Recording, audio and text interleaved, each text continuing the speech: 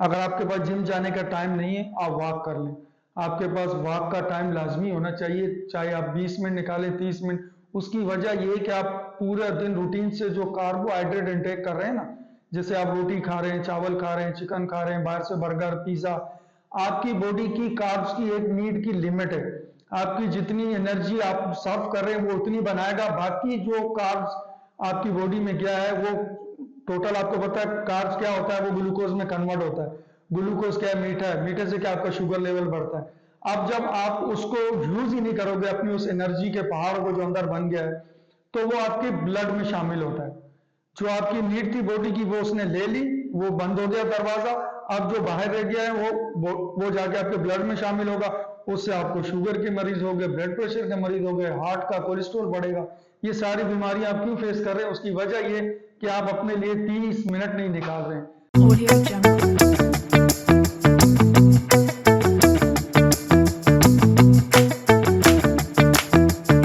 अस्सलाम वालेकुम, this is your host अमीर अली और आप देख रहे हैं मिडिल क्लास पॉडकास्ट का 5th एपिसोड। आज के पॉडकास्ट के जो हमारे गेस्ट हैं, he is a professional body builder और वो चैम्पियन थे 2023 मिस्टर पाकिस्तान कॉन्टेस्ट के। मिस्टर नासिर भट्ट, अस्सलाम वालेकुम। वालेकुम अस्सलाम। सर, कैसे हैं आप? खैरियत से? अल्हम्दुलिल्लाह। बस सबसे पहले तो बहुत बहुत शुक्रिया, आप हमारी पॉडकास्ट में हैं। आपने इनवाइट किया, थैंक यू। अच्छा, सबसे पहले आपकी जर्नी के बारे में बात करते हैं। आप 2023 के जो कॉन्टेस्ट हुआ था मिस्टर पाकिस्तान का, उसके आप चैम्पियन थे, आपने ये टाइटल विन किया था। जी जी। तो ज़रा अपनी जर्नी के बारे में बताइएगा, कैसे आपको इंटरेस्ट डेवलप हुआ बॉडी बिल्डिंग में? अपनी जर्नी कैसे स्टार्ट की? क्या शुरू से ही आपने ये सोचा हुआ था कि मैं बॉडी बिल्डिंग को एज अ प्रोफेशन स्टार्ट करूँगा, या बाद में आपका इंटरेस्ट डेवलप हुआ इसमें? नहीं नहीं, ऐसा नहीं है कि मुझे शुरू से बॉडी बिल्डिंग से कोई इंटरेस्ट नहीं था। असल में मेरा इंटरेस्ट शुरू में जो था वो आर्म फोर्सेस की तरफ था। मेरी बचपन से ख्वाहिश थी कि मैं कोई सिपाही बनूं, या आर्मी में या किसी भी फोर्स में। लेकिन इन एक्सीडेंट मेरे 2 फिंगर्स कट गई थी, तो मैं इसकी वजह से किसी भी फोर्स को ज्वाइन नहीं कर सकता, मेडिकली अनफिट हो गए। तो फिर उसके बाद बस दोस्तों के साथ जिम जाना शुरू हो गए। फॉर फन के लिए जाते थे, कोई ऐसा इंटरेस्ट नहीं था। लेकिन बस वहाँ पर उस साल जब मैं 2012 की बात करूँ तो मिस्टर वेस्ट की तैयारी हो रही थी क्लब में। तो हमारे बहुत से लड़के तैयारी कर रहे थे, तो उनको देख के हमें भी थोड़ा शौक पड़ गया। तो बस इस तरह फिर शौक परवान चढ़ता गया, इंटरेस्टेड होते गए। पर देखते ही देखते यहाँ तक आगे, पता नहीं था इस चीज़ का, कभी सोचा भी नहीं था। अच्छा, मैं एक आर्नल्ड की वीडियो देख रहा था, क्योंकि बॉडी बिल्डिंग का जब भी जिक्र किया जाए तो आर्नल्ड का ज़रूर जिक्र होता है, क्योंकि उन्होंने एक बेंचमार्क सेट किया था बॉडी बिल्डिंग की दुनिया में। तो उन्होंने कहा कि जब भी आप किसी चीज़ का ड्रीम देखो तो सबसे पहले आपका विजन क्लियर होना चाहिए उस बारे में। तो आपने जब बॉडी बिल्डिंग स्टार्ट की तो क्या आपका गोल क्या था कि यार मैं बॉडी बिल्डिंग को स्टार्ट करूं? एक नॉर्मली जो यंगस्टर्स होते हैं वो फिटनेस के लिए स्टार्ट करते हैं। तो आप जब इस फील्ड में आए तो आपका विजन क्या था कि मैं body building as a fitness रखूंगा, या फिर आगे फिर इंटरेस्ट आपका डेवलप होता गया और फिर आप कॉन्टेस्ट आपने खेलना स्टार्ट कर दिया? ज़रा उसके बारे में बताइए। जी, स्टार्ट तो बिल्कुल मेरा एज अ फिटनेस ही मैंने स्टार्ट लिया था। लेकिन वक्तन फ़वक्तन, देखते देखते शौक बहुत ज़्यादा मेरा जब बढ़ गया, तो फिर मैंने इसको एज अ प्रोफेशनल ले लिया। अब जब इसको मैंने प्रोफेशनल ले लिया तो फिर जाहिर सी बात है, आपको पता है, फिर वही डिसिप्लिन की बात है। फिर इसमें डिसिप्लिन चाहिए। फिर डिसिप्लिन में जब बंदा आ जाता है, फिर वो अपनी मेहनत को ज़ाया होता नहीं देख सकता। फिर उसका गोल होता है आगे। इसी तरह मैं डिस्ट्रिक्ट डिस्ट्रिक्ट से कराची, कराची से सिंध, और सिंध से अल्हम्दुलिल्लाह मैं पाकिस्तान का टाइटल ले आया। और ये नेवल के लिए बड़े एजाज़ की बात है कि नेवल के लिए मैं ये जो एजाज़ लाया हूँ, इसमें नेवल वालों का भी बहुत सपोर्ट है, बहुत प्यार है। अच्छा, इंस्पिरेशन आपकी कौन थी बॉडी बिल्डिंग में, जिसको आप देखते थे यार इस टाइप की मुझे बॉडी बनानी है और इस टाइप की मुझे मेहनत करनी है और फिजिक बनानी है? इंस्पिरेशन के बारे में बताएं। अगर इंस्पिरेशन में देखते हैं तो देखें, रोल मॉडल हमारे लिए हमारे इलाके में कामरान बलोच साहब ही हैं, मेरे उस्ताद हैं। लेकिन जब उनसे थोड़ा सा हट के मैं आगे और देखता हूँ, तो मरहूम याया भट्ट साहब मुझे याद आते हैं। वो मेरे आइडियल थे बॉडी बिल्डिंग में। अच्छा, कामयाबी का जो सफ़र है वो उसका जो पहला स्टेप होता है वो हमेशा नाकामी से स्टार्ट होता है। बेशक। हर्डल्स बहुत आती हैं उसमें। कभी कभी तो आप ऐसा टाइम आता है कि आप गिव अप करने का सोचते हैं, क्योंकि कामयाबी हमेशा नाकामी से स्टार्ट होती है। तो सर, अपनी ओवरऑल जर्नी के बारे में बताएं। क्या आप मुश्किल टाइम आपने कैसे फेस किया?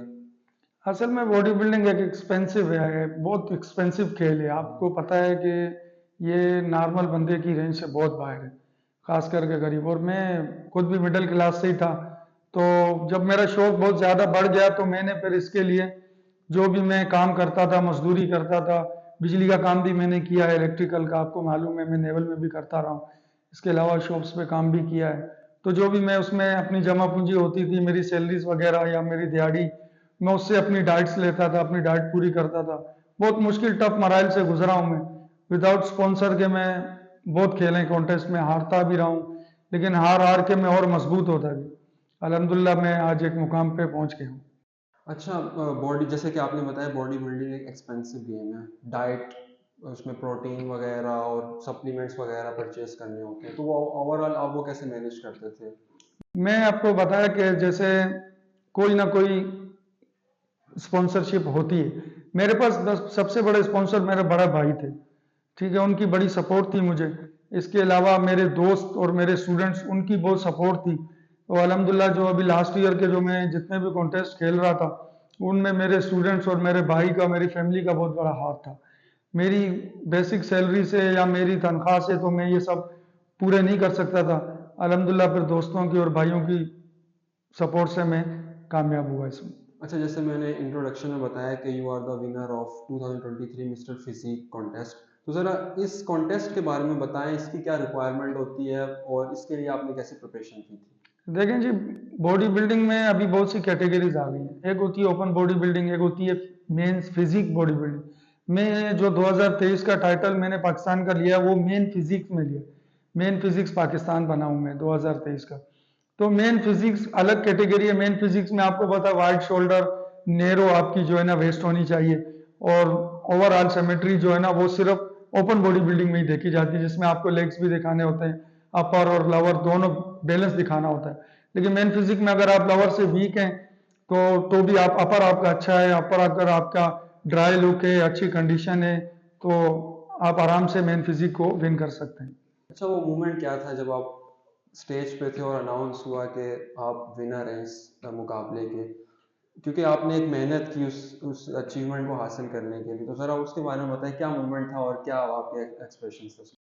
देखिए, एक्सपेंशन तो यहाँ पे मैं शो नहीं कर सकता, ना मेरे पास ऐसी फीलिंग्स की कोई अल्फाज हैं जो मैं बयान कर सकता हूँ। असल में वो बहुत एक अलग लेवल होता है उस खुशी का। उस खुशी में आपके आंसू भी निकल जाते हैं, आपको बहुत से चेहरे भी सामने आ जाते हैं जिन्होंने आपको जो है ना इस मुश्किल वक्त में आपके साथ खड़े होते हैं।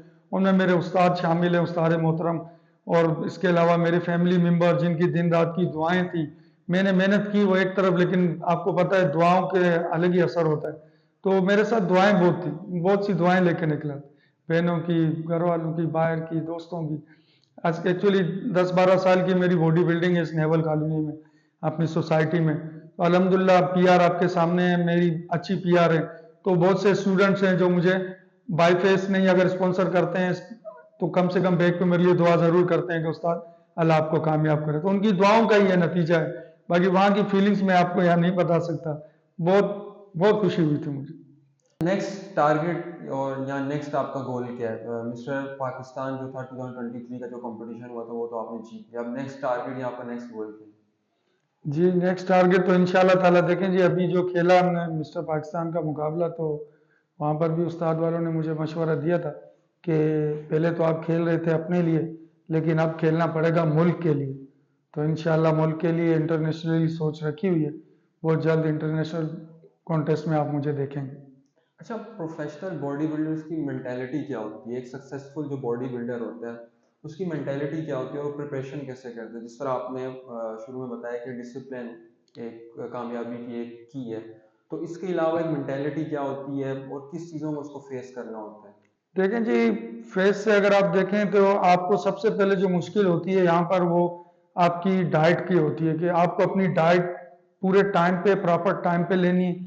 आपका वर्कआउट अपने टाइम पे होगा। आपको प्रॉपर 8 घंटे नींद करनी है।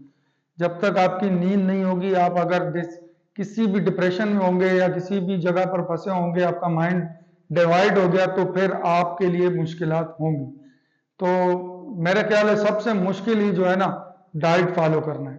एक बॉडी बिल्डर जो होते हैं जो कंपटीशन के लिए तैयारी करते हैं, एक सवाल है, सबकी यही पॉइंट ऑफ व्यू है, सब यही सोचते हैं कि शायद ये एनाबॉलिक से स्टेरॉयड यूज़ करते हैं, क्योंकि नॉर्मल अगर फिटनेस के लिए जो जिम ज्वाइन करते हैं उनको तो इस चीज़ों की ज़रूरत नहीं होती। लेकिन एक कॉन्सेप्ट है जो ये कहता है कि एनाबॉलिक और स्टेरॉयड के बगैर आप उस लेवल की बॉडी नहीं बना सकते। तो आपका इसके बारे में क्या ख्याल है? देखें जी, एनाबॉलिक तो बहुत हाई लेवल पे चली जाती है बात, लेकिन अगर आपको एज अ प्रोफेशनल compete करना है तो आपको न्यूट्रिशन इफेक्ट्स बहुत मार्केट में आपको जो है ना फूड सप्लीमेंट की सूरत में मिल जाते हैं, जिससे आप अपने पर डे की रूटीन की डाइट, जो आपकी प्रोटीन कार्ब्स की नीड है बॉडी की, वो आप उससे ही पूरी कर सकते हैं इंशाल्लाह। अच्छा, प्रोफेशनल बॉडी बिल्डर्स क्या यूज़ करते हैं, ज़रा अंदर की बात बताएंगे देखें जी, मुझे। ये तो आपको मैं देखें, अल्लाह पाक ने इंसान की बॉडी बनाई है ना, उसकी एक लिमिट बनाई है। आपकी बॉडी एक लिमिट तक बढ़ती है। फॉर एग्जांपल, अगर आप नेचुरली अगर आप इसको लेके चलें तो आप 15 से 16 तक आपका आर्म साइज जाएगा। लेकिन आप ओलंपिया के स्टेज पे देखें या वर्ल्ड लेवल के यूनिवर्सल लेवल के स्टेज पे आप देखें कि इतने बड़े बड़े बाइसेप्स और इतने बड़े लेग्स लेके जो स्टेज पे आते हैं, तो वो नेचुरल तो बिल्कुल भी पॉसिबल नहीं है, आपको भी पता है, हमें भी। तो उसकी एक ट्रीटमेंट होती है, 4 मंथ 6 मंथ के साइकिल्स होते हैं, वो डॉक्टर्स की निगरानी में होते हैं, जिसको आप लोग एनाबॉलिक या स्टेरॉइड कहते हैं। तो उसकी एक प्रॉपर साइकिलिंग होती है, न कि मतलब आपने देखा इसने लिए मैं भी ले लूं वो भी ले ले, ऐसा नहीं होता है। इसी में फिर हादसात का शिकार होते हैं लड़के, जो अपनी जान की बाजी लगा देते हैं इसमें। बहुत से लोग आपने सुना होगा रिसेंटली भी एक्सपायर हो गए। उसकी वजह यही होती है कि अपने जाती तजर्बे से जो लगाते हैं उनके लिए बहुत से मसले। एक आपके पास बेहतरीन कोच होना चाहिए, कोच भी like a doctor.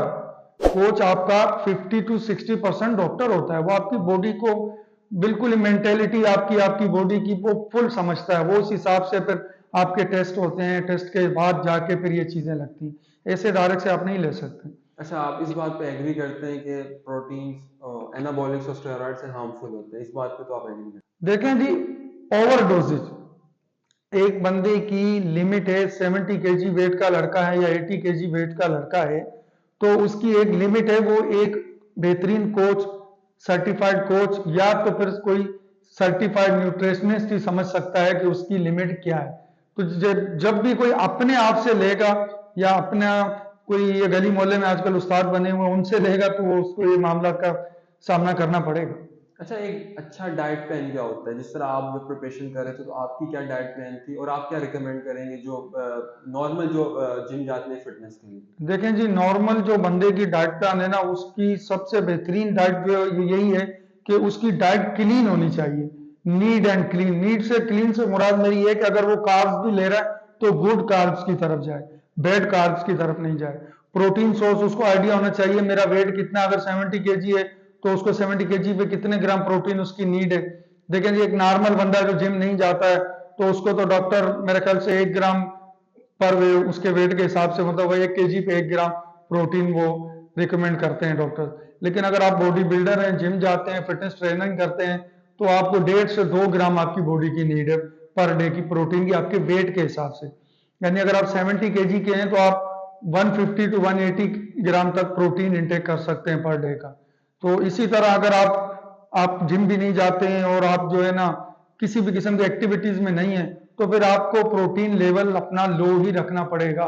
I mean अगर आप 70 kg हैं तो 70 ग्राम के अराउंड ही आपको प्रोटीन पर डे का इंटेक करना, अदरवाइज आपके किडनी पे इफेक्टेड हो सकता है प्रोटीन, चाहे वो नेचुरली हो या आप फूड सप्लीमेंट में ले लें।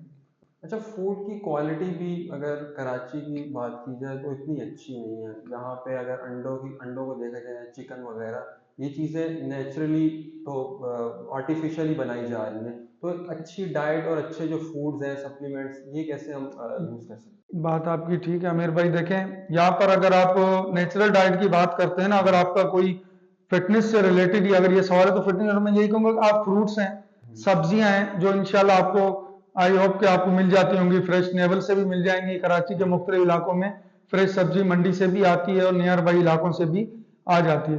तो आप फ्रूट, सब्जियां और गोश्त वगैरह की दुकानें जो हैं उनमें चिकन पे रिवाइड कर दें आप, अगर आपका गोल फिटनेस से रिलेटेड है। अगर आप एज अ बॉडी बिल्डर हैं, फिर आपको चिकन मस्ट है, चिकन और फिश आपकी मस्ट हो जाती है, अंडे भी मस्ट हो जाते हैं। लेकिन बस ये है कि बस अल्लाह के आसरे भी हम भी ले लेते हैं। अल्लाह ही जानता है ओरिजिनल है कि नहीं, वह खानी तो है, क्या करें, हमारी तो नीड है बॉडी की। तो इससे इससे रिलेटेड तो यही मैं जवाब दे सकता हूँ कि बी केयरफुली, आप जहाँ से ले रहे हैं बंदा अच्छा होना चाहिए, आपकी नज़र का होना चाहिए। अड़ोस पड़ोस की ऐसी दुकान से चीज़ लें, चिकन वाले से अपने सामने चिकन ज़िबा करवाएं। अगर गोश्त ले रहे हैं तो कोई फ्रेश गोश्त हो, आपको थोड़ी बहुत गोश्त की पहचान होनी चाहिए, जिंदा मुर्दा की पहचान हुई, क्योंकि वी आर मुस्लिम, तो हिलाल हराम मस्ट भी आपने देखना है।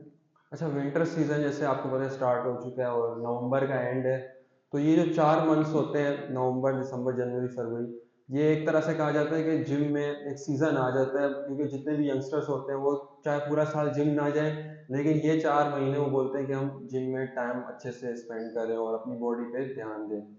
तो इस इन 4 महीने की अगर स्पेसिफिकली बात की जाए तो आप क्या रिकमेंड करेंगे यंगस्टर्स को कि इन 4 महीने में वो अपनी अच्छी फिजिक और अच्छी शेप कैसे मेंटेन कर सकते देखें जी, इन 4 महीनों की बात, जैसे आप विंटर सीजन की बात कर रहे हैं, तो मोस्टली पाकिस्तान में चारों मौसम आते हैं, आपको पता है, लेकिन सर्दी का मौसम कराची के अंदर बहुत शॉर्ट टाइम के लिए आता है, मे बी 2 मंथ और 3 मंथ ही होता है, इसके बाद वही पंखे चलते रहते हैं यहाँ पे। तो इन दिनों में वाकई क्लब्स में रश बढ़ जाता है, लोगों की सोच ऐसी कि सर्दियों में हम जो है अच्छा साइज गेन कर सकेंगे और गर्मी में साइज गेन नहीं होगा। ऐसा नहीं है, आप गर्मी में भी एक अच्छा साइज गेन कर सकते हैं जब आपकी डाइट अच्छी हो। आप गर्मी में डाइट अच्छी नहीं लेते हैं और सर्दी में डाइट आप अच्छी लेते हैं, उसकी वजह ये होती है सर्दी में इंसान खा सकता है अच्छे से और वर्कआउट में ज्यादा पसीना भी नहीं आता है, लॉन्ग लॉन्ग वर्कआउट होता है, वर्कआउट की टाइमिंग बढ़ जाती है। गर्मियों में इसकी निस्बत थोड़ी कम हो जाती है, पसीना ज्यादा आता है, पसीना ज्यादा आने की वजह से वो समझता है मैंने बहुत ज्यादा लगा ली और वो 20 से 25 मिनट में ही जिम से आउट हो जाता है। तो इस वजह से इन दिनों में आपको करना चाहिए कि अगर आप वेट गेन कर रहे हैं, जो लड़के, मैं उनके लिए ये पैगाम देता हूँ, जो वेट गेन की तरफ जा रहे हैं उनको हाई कार्ब्स की तरफ जाना चाहिए ताकि वो अपना वेट गेन कर सके। और जो मेरे भाई वेट लूज कर रहे हैं और वेट लूज के दौरान उनको जो है ना लो कार्ब्स पे जाना पड़ेगा, कैलोरीज डेफिशिएट करनी पड़ेगी, प्रोटीन लेवल हाई करना पड़ेगा। अच्छा, आजकल की जनरेशन का एक प्रॉब्लम ये भी है कि वो शॉर्टकट्स पे जाती है। वो कहती है कि हम कम टाइम पे ज़्यादा अपनी बॉडी बना लें या ज़्यादा अचीव कर लें, और मेहनत भी वैसे नहीं करती, और एक लेजीनेस तो आपको पता है सोशल मीडिया की वजह से वैसे ही लेजी हुए हैं सब। तो उनके लिए आप क्या रिकमेंड करेंगे कि एक बॉडी बिल्डिंग देखिए एक लाइफ स्टाइल है, ठीक है, वो 3 4 5 महीने में तो आपकी डेफिनेटली बॉडी नहीं बन सकती। टाइम, हर चीज़ का टाइम होता है, हर चीज़ टाइम लेती है। तो जो बिल्कुल दिल बर्दाश्ता हो जाते हैं 3 4 महीने बाद कि यार हमारी बॉडी नहीं बन रही, तो जिम छोड़ देते हैं, तो उनके बारे में आप क्या कहेंगे? देखें जी, body building life time game है। सबसे पहले तो हमारी जुबान में इसको बेवफा गेम कहते हैं। यानी आपने अगर 5 साल भी लगाई, आप छोड़ेंगे, आप वापस जीरो से स्टार्ट करेंगे, जब भी करेंगे आप जीरो हो जाएंगे। उसकी वजह यह है कि जब तक आप इसमें इन रहेंगे, आप अपनी डाइट का भी ख्याल करेंगे, डिसिप्लिन का भी ख्याल करेंगे, और पर डे के हिसाब से 1% भी अगर बॉडी में चेंज आ रहा है तो मे बी 1 ईयर में आप अच्छा खासा चेंज ला सकते हैं। तो शॉर्टकट की अगर जहां तक बात करें तो ये तो आपको पता है, लोग पैसे कमाने के भी शॉर्टकट तरीके ढूंढेंगे, रातों रात अमीर हो जाऊं, तो ऐसा नहीं है अमीर भाई। इसके लिए आपको प्रॉपर टाइम देना पड़ेगा, जिम को भी, अपनी डाइट को भी, और अपने काम को भी। कमाएंगे तो खाएंगे, तो कंटिन्यू रखें, छोड़े नहीं जिम को। अच्छा, एक मिथ है कि जब लड़कों का ब्रेकअप होता है तो वो जिम की तरफ आ जाते हैं, तो ऐसा कोई केस है कि जिसके आपने देखा हो कि भाई ब्रेकअप के बाद लड़का जिम में आया हो बिल्कुल कि भाई? बिल्कुल, ये बात आपकी बिल्कुल ठीक है। असल में बॉडी बिल्डिंग जो है ना, वो है ही एक टसल गेम है। जब आपकी किसी के साथ टसल हो जाए, या आप कोई कहीं से बहुत बुरी तरह से नाकाम हो जाओ, जिन्हें भी नाकाम आशिक जैसे मौजूद है, तो इस तरह के नाकाम आशिक भी बहुत बॉडी बिल्डर नामी गिरामी बने।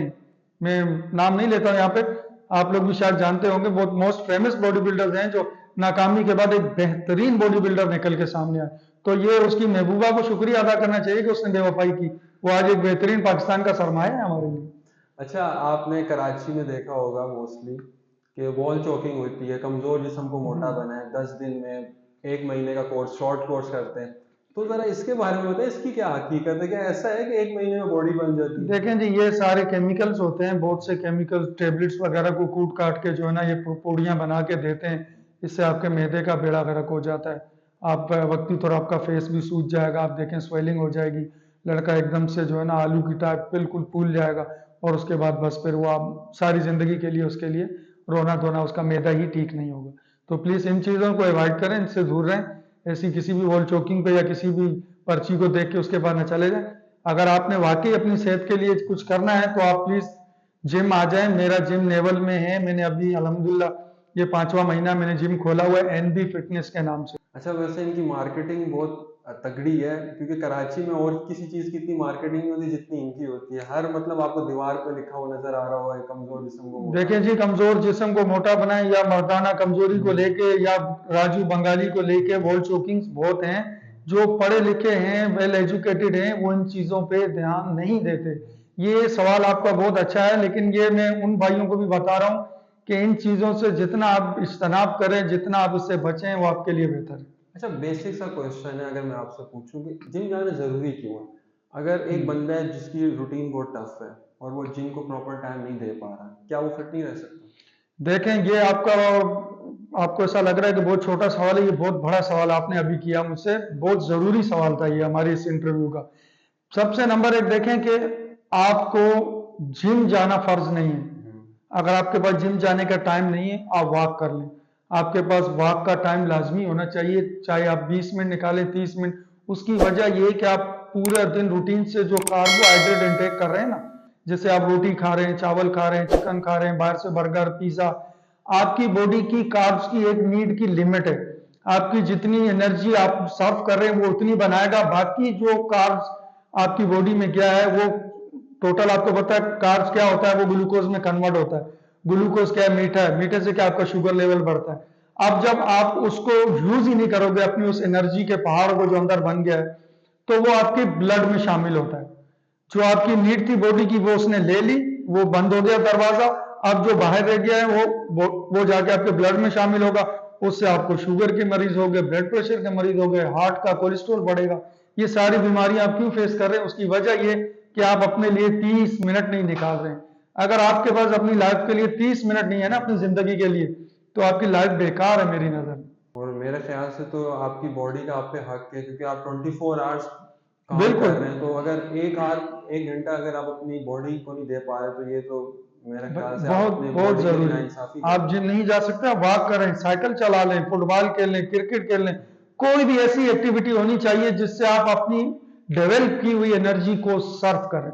अच्छा, अगर कंपैरिजन करें जो लोग विलेजेस वगैरह में रहते हैं और जो लोग शहर में रहते हैं, तो उनकी बॉडी में और उनकी जो हेल्थ में वो जमीन आसमान का फर्क है। ये बिल्कुल। आपने भी ऑब्जर्व किया बिल्कुल। होगा, हालांकि वो उसकी इतना जिम वजह नहीं जाते, वहां वो पे जिम में उसमें जाते ये इस सवाल में मेरा जवाब है कि वो हार्ड वर्कर हैं। आप अगर ऑफिस बॉय हो, आपका काम बैठने का है, आपका काम ड्राइविंग का है, आप हार्ड वर्कर नहीं हो, तो आपने जो एनर्जी डेवलप की बॉडी में, वो आपके लिए नुकसानदेह हो गई, क्योंकि आप उसको सर्फ नहीं करते। आप विलेज वगैरह में खेती बाड़ी करते हैं, फिजिकल खड्डा खोदते एक्टिविटीज हैं, करते हैं वो लोग। और उनकी कोई ना कोई एक्टिविटीज हार्ड वर्किंग है। वो मैं भी, मेरा कहने का मतलब, मजदूर को देख लें। मजदूर हार्ड वर्किंग है, उसको किसी जिम की जरूरत नहीं है, उसको किसी फिटनेस की जरूरत नहीं है। वो हमसे बहुत ज्यादा फिट है। अच्छा, इंटरनेशनल लेवल पे भी बॉडी बिल्डिंग का बहुत ज़्यादा रुझान है, क्योंकि इंस्पिरेशंस मोस्टली जो हैं वो वेस्ट से ही आती हैं, क्योंकि वहाँ पे बहुत बड़े बॉडी बिल्डर्स हैं, जिसमें सीबम हो गया, रॉनी कॉलमैन हो गया। तो आपकी इंटरनेशनल में कौन से फेवरेट बॉडी बिल्डर्स हैं? फेवरेट की बात करते हैं तो स्टार्टिंग में हमारे सबके मोस्ट फेमस वो आर्नल्ड श्वार्ज़नेगर ही हैं। उसके बाद जो मुझे मोस्टली क्लासिक फिजिक के अंदर सीबम का, जैसे आपने अभी नाम लिया, क्रिस बमस्टेड। इसके अलावा ओपन बॉडी बिल्डिंग में मेरा फेवरेट हादी चौपान। अच्छा, अभी मिस्टर ओलंपिया का जो टाइटल विन किया उन्होंने सीबम में, कंटिन्यूसली वो 3 या मेरे ख्याल से कोई फाइव 4 टाइम। 5 टाइम्स वो कॉन्टेस्ट जीते। अच्छा, पाकिस्तानी बॉडी बिल्डर्स आपको क्या लगता है इतने टैलेंटेड नहीं है, या क्या क्या प्रॉब्लम है कि बड़े इवेंट्स में रिप्रेजेंट नहीं कर पा रहे? असल में देखें, टैलेंट पाकिस्तान में बहुत है। ये बात कहना तो बिल्कुल भी गलत है कि टैलेंट नहीं है। टैलेंटेड लड़के अल्हम्दुलिल्लाह। आतिफ अनवर देखें, उन्होंने आर्नल्ड क्लासिक का टाइटल विन किया, पाकिस्तानी आतिफ अनवर। इसके अलावा हमारे पास मासूम भट्ट हैं, जो अभी फर्स्ट टाइम ओलंपिया के स्टेज पे आए हैं। मास्टर ओलंपिया खेला उन्होंने, 7 और 8 प्लेस पे रहे। अभी 13-14 साल के बाद उन्होंने कम बैक किया है, मासूम भट्ट ने। तो ये हमारे लिए बड़े एहसास की बात है। बाकी हमारे बॉडी बिल्डर वहां तक जो ना पहुंच पाते हैं, उसकी वजह, बहुत बड़ी वजह, हमें गवर्नमेंट सतह पे इसको बिल्कुल भी सपोर्ट नहीं है। जिस तरह के हमें भी क्रिकेट को सपोर्ट है, आप देखते हैं कि क्रिकेटर्स की तनख्वाहें, सैलरियां 40-40 लाख रुपए में भी, इससे ज्यादा भी। लेकिन इस तरह अदर किसी भी स्पोर्ट्स को कोई भी सपोर्ट नहीं। अच्छा, फेडरेशंस की बात करते हैं। जिस तरह आपने बताया कि क्रिकेट एक पाकिस्तान में उसको फाइनेंशियली बहुत सपोर्ट किया जाता है, और पीसीबीए जो क्रिकेट को देख रहा होता है, जिस तरह हॉकी फेडरेशन है तो वहाँ पे भी क्राइसिस है, फाइनेंशियली उस तरह सपोर्ट नहीं किया जाता। फिर जिस तरह फुटबॉल है, तो मैं मेरे ख्याल से चौथे नंबर पे ये बॉडी बिल्डिंग फेडरेशन ही आ जाती है। आपको क्या लगता है, कुछ अंदर की मैनेजमेंट की कमजोरियां, या ओवरऑल आप क्या इसको देखेंगे, किस तरह बॉडी बिल्डिंग फेडरेशन को इम्प्रूव किया जा सकता देखें जी, इम्प्रूव ना होने की जो सबसे बड़ी वजह इसमें है ना, वो हमारे पास पाकिस्तान में हम फेडरेशंस में एक नहीं हो रहे। अगर कोई एक अच्छी सतह पे काम कर रहा है तो दूसरा उसकी टांग खींचने में लगा हुआ है। अभी आप देखें, पाकिस्तान में इस टाइम पे 7 से 8 फेडरेशनें बॉडी बिल्डिंग की बनी हुई है। यानी कि 8 पाकिस्तान बनते हैं एक साल में। 8 मिस्टर कराची, 8 मिस्टर सिंध। तो मतलब जब इस तरह होगा तो आपको अच्छे प्लेयर सामने नहीं आते। क्या होता है, प्लेयर डिवाइड हो जाते हैं, क्लब डिवाइड हो जाते हैं। तो जब एक हो जाएगी फेडरेशन तो अच्छा कॉन्टेस्ट होगा, बड़ा टफ कॉन्टेस्ट होगा। उस टफ कॉन्टेस्ट में आपको एक बेहतरीन मिस्टर पाकिस्तान मिलेगा, जो आपको इंटरनेशनल सतह पे नुमाया कारकर्दगी में नजर आएगा। जब तक हमारी एक फेडरेशन नहीं होगी, ये मामला का सामना रहेगा। है? अच्छा, बॉलीवुड में भी काफ़ी बॉडी बिल्डिंग का रुझान है, और मोस्टली जितने भी एक्टर्स हैं वो अपनी फिजिक पे और बॉडी पे बहुत ज़्यादा मेहनत करते हैं। संजय दत्त और सलमान खान ने इंट्रोड्यूस करवाई थी बॉडी बिल्डिंग। तो सलमान खान की बॉडी बॉडी के बारे में आप क्या कहेंगे? सलमान खान हो या मेरे ख्याल है कोई भी हो, देखें वो उन लोग का एक प्रॉपर डाइट प्लान होता है। उनको बाकायदा पहले से इतला दी जाती है, जी आपकी नेक्स्ट मूवी जो आनी है उसमें हमें आपकी बॉडी कंडीशन ऐसी चाहिए, हैवी चाहिए, या आपसे शार्प चाहिए, रिप चाहिए। तो वो उस गोल को लेके वो भी जिम ही आते हैं, जिम में ही अपना गोल अचीव करके अपनी मूवी बना के आपके सामने लाते हैं। तो मेरा ख्याल है अब फिटनेस तो आम हो गई, हर शोबे में आपको बॉडी बिल्डर मिलेंगे। मैं ये नहीं कहता हूँ कि खाली आप कह रहे हैं कि बॉलीवुड में या हॉलीवुड में, नहीं। आप किसी भी शोबे में चले जाएं, चाहे आप वो डॉक्टर्स का पेशा ले लें, चाहे आप वो एक्टर्स का ले लें, चाहे वो आप किसी मजदूर से ले लें, हर पेशे में बॉडी बिल्डर बैठे हुए हैं। क्योंकि बॉडी बिल्डर्स को मदर ऑफ स्पोर्ट्स कहा जाता है। यानी आप कोई भी स्पोर्ट्स खेलेंगे तो उस स्पोर्ट्स में आपको बॉडी बिल्डिंग मस्ट भी, आपकी फिटनेस है। अगर आप क्रिकेटर हैं, आप जिम जाएंगे, आपकी फिटनेस का इशू आ गया। आप हॉकी के प्लेयर हैं, आप जिम जाएंगे, आपकी फिटनेस का इशू आ रहा है। आप फुटबॉलर हैं, मैं भी, कोई भी स्पोर्ट्स है, मदर ऑफ स्पोर्ट्स का नाम देते हैं हम बॉडी बिल्डिंग को। स्पोर्ट्स में जिस तरह आप बता रहे थे कि स्पोर्ट्स में अच्छी बॉडी जब तक नहीं होगी आप अच्छा परफॉर्म नहीं कर पाएंगे। स्पोर्ट्स में भी एक अच्छा रोल प्ले करती है, आपकी अच्छी फिजिक हो, अच्छी बॉडी हो, तो आप लंबा आपका करियर होता है। विराट कोहली, उसकी एक बहुत अच्छी फिजिक है जिसकी वजह से वो फिटेस्ट प्लेयर है। रोनाल्डो हो गए। तो ओवरऑल स्पोर्ट्स में आप किसकी देखेंगे बॉडी अच्छी है और वो अच्छा वर्कआउट है? अगर ओवरऑल देखें तो अभी यंगस्टर्स में हमारे पास हमारे फास्ट बॉलर मोहम्मद आमिर हैं, जो आप जानते हैं उनकी बॉडी लैंग्वेज और उनकी बॉलिंग स्टाइल, उनकी ये सब उसकी जो फिटनेस की वजह से ही उनका ये कारनामा है। तो मोहम्मद आमिर भी लायक है, बहुत फिट। और इसके अलावा जो सबसे ज्यादा फिट रहे हैं, जिनको मैं बचपन से ही देख रहा हूँ, वो वसीम अकरम। बेहतरीन बॉडी उन लोगों ने अपनी मेंटेन की। अच्छा, बॉडी बिल्डिंग के फायदे तो बहुत सारे हैं, लेकिन ये है कि कुछ इफेक्ट्स भी हैं बॉडी बिल्डिंग के, नेगेटिव इफेक्ट्स भी आपकी बॉडी पर आते हैं। कुछ केसेस में हमने देखा कि mostly body builders during exercise या हैवी डोज लेने की वजह से इंतकाल कर गए। तो नेगेटिव एस्पेक्ट्स क्या हैं, नेगेटिव साइड्स क्या हैं बॉडी बिल्डिंग की, जरा इसके बारे में बताएं। मैं आपको स्टार्ट में भी बताया, मैं फिर आपको बता दूं कि जब तक बगैर कोच के, बगैर ट्रेनर के, या बगैर ड्राइवर के कह लो, बस किसी भी खाई में गिर सकती है। इसी तरह बगैर उस्ताद के आप कोई भी काम दुनिया का नहीं कर सकते। आपके सर पे उस्ताद का होना, ट्रेनर का, कोच का होना बहुत जरूरी है। और ट्रेनर के हाथ से कभी ऐसा नहीं होगा। एक सर्टिफाइड ट्रेनर हो, वो खुद भी खेला हुआ हो, वो खुद भी मिस्टर कोई ना कोई टाइटल जीता हुआ हो, तो उसके हाथ से ऐसा वाकया कभी नहीं होगा। ये जो गली मोहल्ले में 2-4 दिन क्लब करके, क्लब खोल के फिर जो लड़के ट्रेनिंग करवाते हैं ओवरडोजेज में, ये सारे मामला आपको पता है क्यों होते हैं। ये तालीम का, शऊर का ना होना, मैं कहूँगा इसको। 3 लाइफ लेसन्स जो आपने अपनी जर्नी में सीखे, और जो अपने यंगस्टर्स को आप कहना चाहेंगे कि आप 3 लाइफ लेसन्स जो मैंने अपनी जर्नी में अप्लाई किया और अल्हम्दुलिल्लाह आप कामयाब हुए, तो क्या आप एडवाइस करेंगे उनको? देखिए जी, मैंने स्टार्टिंग में भी बताया था, नंबर एक आपका डिसिप्लिन। जो डिसिप्लिन होगा आपकी लाइफ में, आप किसी भी फील्ड में डिसिप्लिन से होंगे, इंशाल्लाह आप कामयाब होंगे। नंबर 2 पे मेरे जितने भी दोस्त, सीनियर जूनियर भाई, मेरे जितनी बहनें इस इंटरव्यू को सुन रही, नमाज को कायम करें। नमाज ही कामयाबी है, हर चीज़ की कामयाबी, दुनिया आखिरत की कामयाबी नमाज को कायम करें। और नंबर 3 पे जो सबसे बेहतरीन है, तो जो वो यही है कि जिस चीज़ की ठान लो फिर पीछे मत हटो। Thank you so much mister Pakistan Nasir Butt, अब हमारी पॉडकास्ट में आए। Audio Jungle.